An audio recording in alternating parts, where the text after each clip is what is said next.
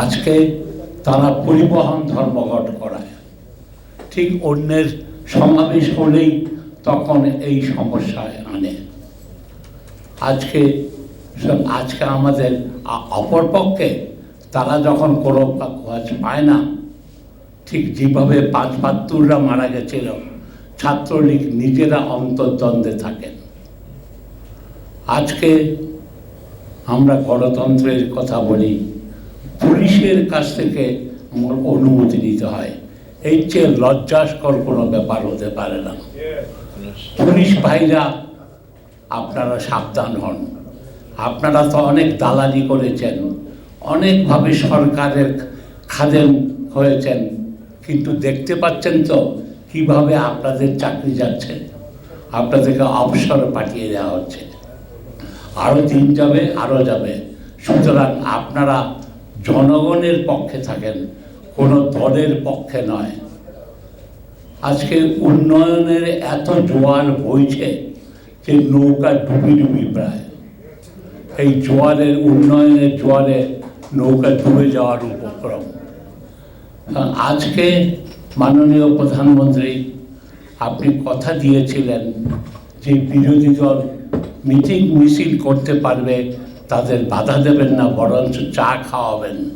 এখন চায়ের বদলে তাদেরকে হাজতে পাঠাচ্ছেন, মামলা মকদ্দমা দিচ্ছেন।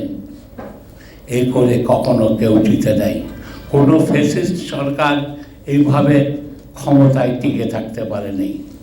আপনাকে তাই মনে করাতে চাই, অনুগ্রহ করে এই জাতীয় কার্যকলাপ থেকে বিরত থাকেন। আপনিও মিটিং করেন, এই মিটিংকে এত ভয় পাওয়ার কি আছে?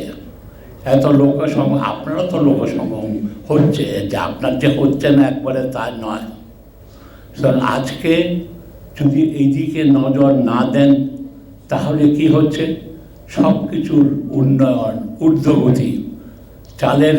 চাল কিনতে গিয়ে একজনের আয়ের 32% টাকা কেবল চাল কিনতেই খরচ হয়, অন্যান্য খাদ্যদ্রব্য তো আছেই। আজকে এই অবস্থায় এই উন্নয়ন কার উন্নয়ন? একটা শ্রমিকের তার যদি 3 ভাগের 1 ভাগ টাকাই চলে যায় চাউল কিনতে, তারপরে পারে নাই কোনটা, তেলের দাম, চিনির দাম, অন্যান্য খাদ্যশস্যের দাম সব কিছু বেড়েই চলেছে। আর কি বাড়ছে?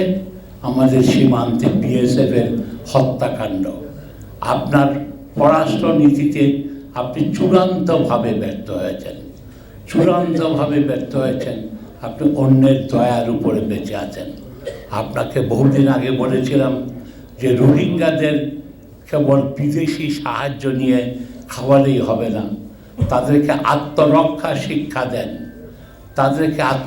শিক্ষা দেন, ঠিক যেভাবে বঙ্গবন্ধু উলফাদের ট্রেনিং দিতেন, আপনিও রোহিঙ্গাদের ট্রেনিং দেন, যাতে তাদের নিজেদের দায়িত্ব নিজেরা পালন করতে পারে।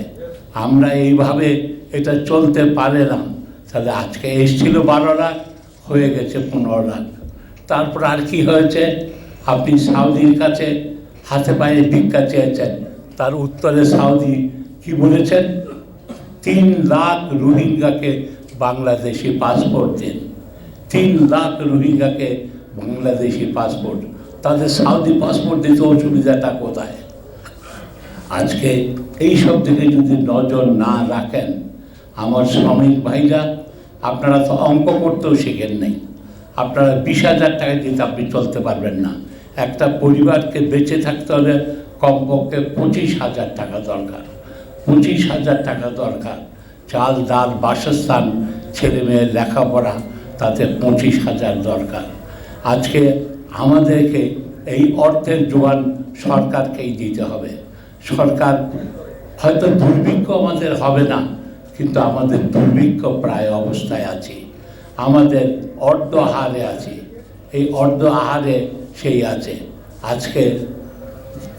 আজকে যে অবস্থা, আমাদের সংবিধানে ভালো কথা লিখেছেন, কিন্তু সেই নির্গুণান্ত গুণের মতো আজকে মানচিত্র খেয়ে নেব। তা আজকে আমরা যদি এইসব ব্যাপারে সতর্ক না হই, তাহলে আমাদের কপালে চরম দুর্ভোগ আছে। এই দুর্ভোগের বিরুদ্ধে আমাদের সবাইকে সম্মিলিত চেষ্টা করতে হবে।